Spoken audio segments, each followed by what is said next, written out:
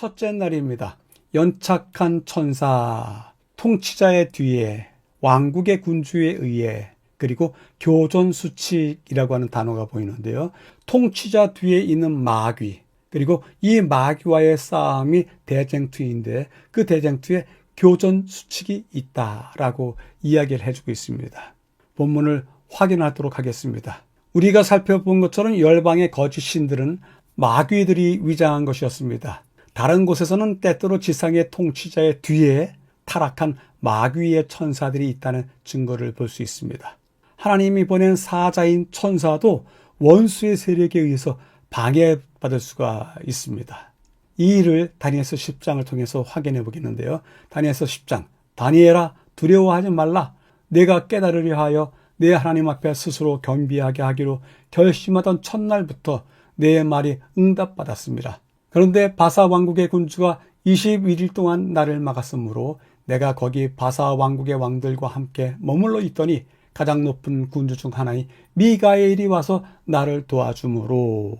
이 이야기는 단순합니다. 하나님의 천사들이 나가서 헤아려 보려고 할 때 왕에 의해서 방해를 받는 것입니다. 하나님께서 보내신 천사가 21일 동안 방해받는 것에 대해서 어떻게 생각하시는지요? 어떻게 하나님이 보내신 천사가 3주 동안이나 방해받을 수가 있을까요? 전능하신 하나님께서 원하신다면 다니엘에게 즉시 응답하실 수 있는 능력이 있으십니다. 그렇게 하도록 권능을 행하셨다면 즉시 다니엘 앞에 천사가 나타날 수 있었습니다. 중간 부분에 그러나 하나님이 보낸 천사는 바사 왕국의 군주에 의해서 3주 내내 방해를 받았습니다. 도대체 어떤 일이 벌어졌던 것일까요? 긴 인용문이 있어서 확인하도록 하겠습니다. 3주일 동안 가브리엘이 흑암의 권세와 씨름하면서 고레스의 마음에 작용하는 악한 가마를 좌절시키려고 노력하였다. 하나님의 백성을 위하여 하늘이 할 수 있는 모든 일이 다 이루어졌다. 승리는 마침내 얻어졌고 원수의 군대들은 고레스의 모든 시대와 그 후 약 7년 반 동안 통치한 그의 아들 캄비세스의 모든 시대 동안 저지를 당하였다. 3주일 동안 무슨 일이 있긴 했습니다. 보이지 않는 세계에 싸움이 있었습니다. 특별히 하나님의 천사가 방해를 받았다는 이야기가 이 긴 인용문 속에 들어 있습니다. 마지막 부분에서는요, 하나님께서 당신의 권능을 행하신다면 이런 방해가 있을 수 없습니다. 적을 변덕스럽게 제거할 수 있습니다.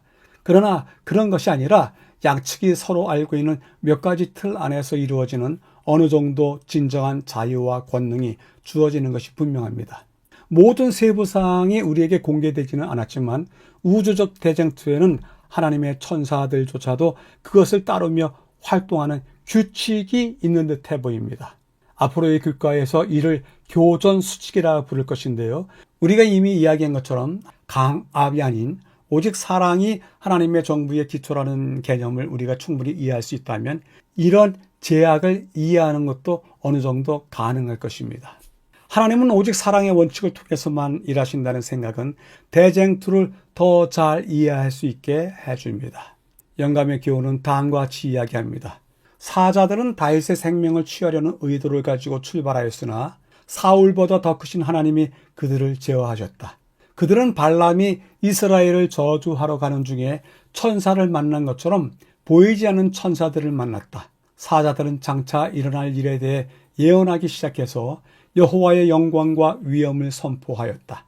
이같이 하나님께서는 인간의 분노를 권세로 눌러 소멸하시고 당신의 능력을 나타내 악을 제재하시는 한편 천사의 호의로 당신의 종을 보호하셨다 하십니다. 첫째 날을 요약해 보겠습니다. 제목이 연착한 천사였는데요. 이 제목 아래서 우리가 다룬 주제는 대쟁투, 힘에 의하지 아니하고 교전 수칙을 따른다 하는 것을 다니엘서를 통해서 확인하게 됩니다. 그래서 이야기를 세 가지로 끌고 나가는데요. 지상 통치자의 뒤에 마귀의 천사들이 있다. 물론 마귀도 있습니다. 하나님의 천사들, 흑암의 권세와 싸우며 지체될 수도 있었다. 지체되었다. 결국 우주적 대쟁투라고 하는 것은 천사들도 따를 수밖에 없는 교전 수칙이 있더라 하는 것을 이야기해 줍니다. 여쭤보겠습니다. 하나님께서는 악함을 무조건 굴복시키지 않으십니다. 그렇다면 악함이 굴복되지 않은 때 하나님의 백성들, 의인들은 어떻게 그 시간을 겪어야 할까요?